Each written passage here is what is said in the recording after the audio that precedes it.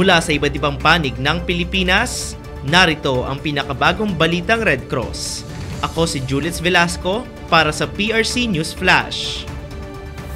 Sumabog ang Mount Canlaon nitong December 9, 3:03 ng hapon.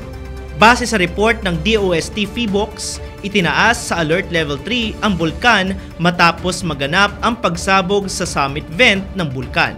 Ang pagsabog ay nagbunga ng napakalaking plume na mabilis tumaas hanggang 3,000 metro.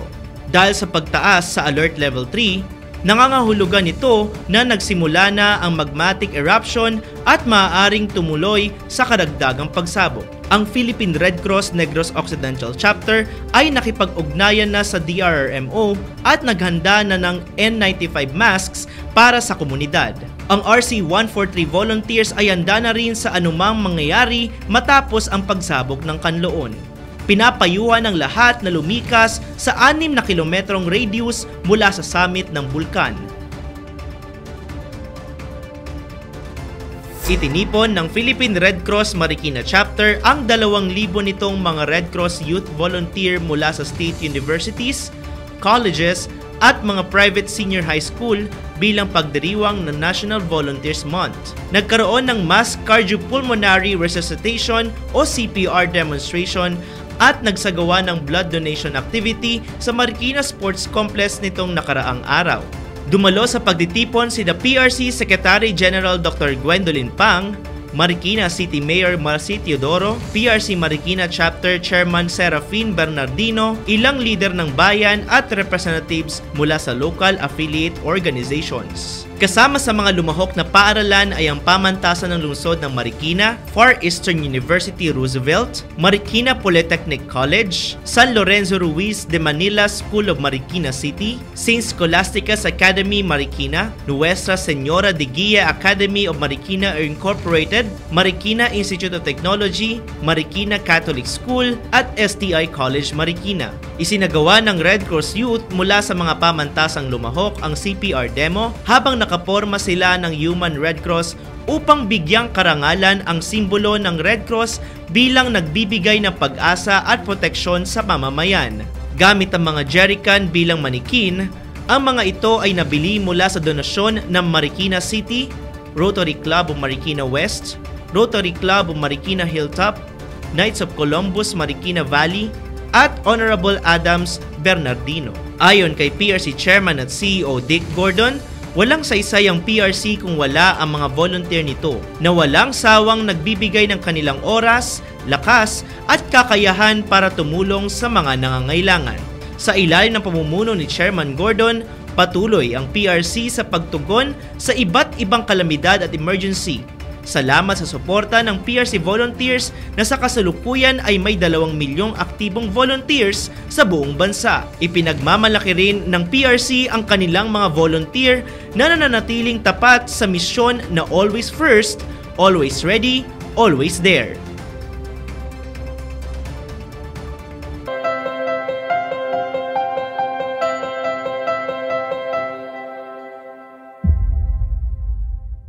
Sa ikalimang pagkakataon, muling nagsagawa ang Department of Budget and Management at ang Philippine Red Cross para sa isa na namang bloodletting event na sa pagkakataong ito ay ginanap sa University of the Philippines Manila, Philippine General Hospital sa Ermita, Manila. Nakakolekta ng 154 blood units mula sa Dugtong Buhay Movement kung saan ang faculty at staff mula sa UP PGH ang nag-donate ng dugo. Kasama rin sa kampanyang ito ng DBM at PRC ang mga partner agencies gaya ng Philippine National Police, Philippine Coast Guard, at Bureau of Jail Management and Penology na mga pawang dumalo, nag-donate ng dugo at nagbigay ng kanilang suporta.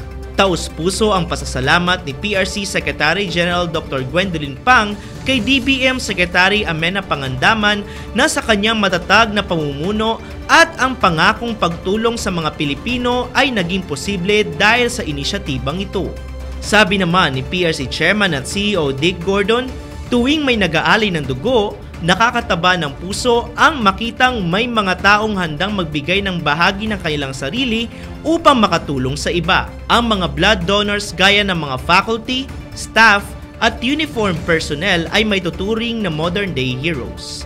Sila'y nagbibigay ng buhay at pag-asa sa mga tao na kailangan nito.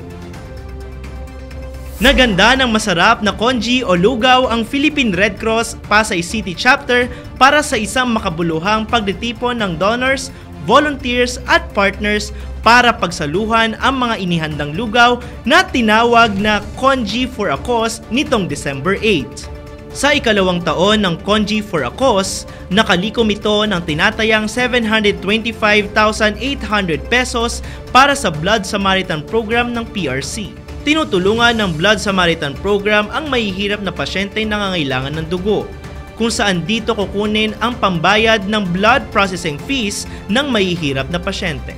Dumalo sa Congee for a Cause sina PRC Pasay City Chapter Board of Director Dr. Josefino Adiao, Pasay City Mayor Emmy Calixto Rubiano at mga partners at volunteers na binigyang parangal dahil sa kanilang walang kapagurang pagtulong sa PRC at mga kababayan nating kapuspalad.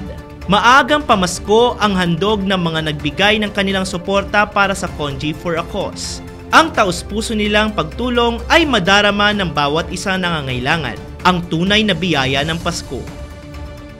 Upang mapangalagaan ang kalusugan ng ating mga kababayan at makabawas sa gastusin sa pagpapacheck up sa ospital at manggagamot, ang Philippine Red Cross ay malimit na nagsasagawa ng mga health caravan sa iba't ibang parte ng bansa na pinangungunahan ng mga chapters nito. Katuwang ang partners at donors, ang mga health caravans ng PRC ay suportado rin ng medical professionals bukod sa walang kapagurang pag-alalay ng mga iba pang volunteers. Nitong mga nagdaang araw, nagsagawa ng mga health caravans sa 3 lugar na dinaluhan ng mga beneficiaries. Ginanap ang mga health at first aid lectures, hot meals distribution, health consultations with free medicines, hygiene promotion, blood typing, libreng gupit, random blood sugar testing, at iba pang specialized health services sa mga nasasakupang lugar ng mga PRC chapters. Inabot ng PRC Rizal Province Chapter ang 131 beneficiaries ng Sitio Tablon, Barangay Cuyambay, Tanay Rizal, kung saan tinulungan ang mga bata at matatanda kasama ang kanilang mga pamilya. Kaagapay ang The Generics Pharmacy, OWA Calabarzon 4A, Municipal Health Office Tanay, Barangay Health Office Sitio Tablon, Barangay Cuyambay, MDRMO Tanay, International Pharmaceutical Incorporated, at Rotaract East Rizal. Ang PRC Pangasinan Chapter San Carlos City Branch ay nagserbisyo sa Barangay Poblasyon or Bistondo, Pangasinan, kung saan mayroong 292 beneficiaries ang kanilang tinulungan. Kapartner ang Family Planning Organization of the Philippines, Birhen Milagrosa University Foundation Pharmacy at Pangasinan Doctors Hospital. Ang PRC Bataan Chapter naman sa pakikipagtulungan ng Samal Municipal Health Office ay sumuporta sa health caravan ng mga residente ng Barangay Sapa, Samal, Bataan na mayroong 127 beneficiaries. Ayon kay PRC Chairman at CEO Dick Gordon, nakatuon ang mga health caravans na abutin ang mga kababayan nating kapos sa panggastos, malayo sa mga pagamutan at nangangailangan ng medikal na pangangalaga. Kaya nariyan palagi ang PRC para tumulong. Mahalaga rin ang partnership o ang pakikipagtulungan ng mga government agencies, private companies at civil society groups dahil sa pinagsama-samang resources ay malaki ang naiaambag sa mga nangangailangan ng suporta. Ang saya ng Pasko ay hindi lamang nasusukat sa mga regalong natatanggap, kundi pati na rin sa mga simpleng bagay tulad ng pagbibigay at pagtanggap ng Christmas cards. May kakaibang saya at kilig sa pagbubukas ng isang card na may personal na mensahe mula sa isang mahal sa buhay. Ngayong nalalapit na Pasko, ang Philippine Red Cross Rizal Chapter ay naglabas ng limited edition Christmas cards. Ang ilang design ay ipininta ni dating Pangulong Corazon Aquino. Ang tradisyon na pagpapadala ng handwritten Christmas cards ay nagbibigay ng pagkakataon na maipakita ang tunay na damdamin sa pinakapersonal na paraan. Ipinapadaman nito ang halaga ng paglalaan ng oras para sa mga mahal natin sa buhay. Ngayong Pasko, suportaan ang adikain ng Philippine Red Cross Rizal Chapter sa pamamagitan ng pagbili ng kanilang limited edition Christmas cards sa halagang 300 pesos per set of 6 cards. Isa itong makabuluhang paraan upang makatulong sa mga nangangailangan.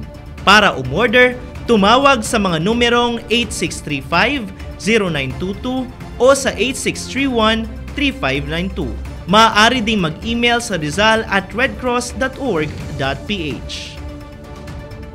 Ang Philippine Red Cross ay muling kumakatok sa inyong mga puso upang humingi ng tulong para sa mga kababayan nating sinalanta ng Bagyong Pepito sa mga lalawigan ng Northern at Central Luzon. Maaari kayo magpadala ng cash donations sa mga sumusunod na bank accounts. Ang inyong donasyon ay makapagbibigay ng panibagong pag-asa sa mga kababayan natin sa Luzon. Sama-sama nating harapin ang hamon at samahan silang muling bumangon.